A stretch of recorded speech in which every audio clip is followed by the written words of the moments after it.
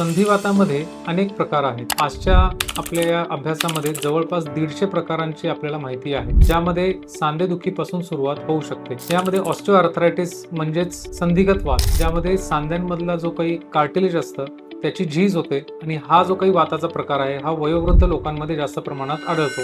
दुसरा एक महत्त्वाचा पार्ट तोच म्हणजे रुमॅटॉइड आर्थरायटिस. यामध्ये आपली रोगप्रतिकार शक्ती ही आपल्या सांध्यांच्या विरोधात काम करते आणि त्यामुळं सांध्यांमध्ये वेदना, सूज आणि कडकपणा जाणवतो. सुरुवातीला हा 1 ते 2 सांध्यांमध्ये सुरुवात होऊ शकते आणि त्यानंतर हे बऱ्याच वेगवेगळ्या सांध्यांमध्ये जाणवू शकते. याचबरोबर आणखीन बऱ्याचशा प्रकारचे वात आपल्याला माहिती आहेत, ज्यामध्ये gout, psoriatic arthritis, lupus, ankylosing spondylitis अशा वेगवेगळ्या प्रकारचे वात आज आपल्याला माहिती आहेत, ज्यावरती योग्य उपचार आणि निदान करणं शक्य आहे. थँक्यू.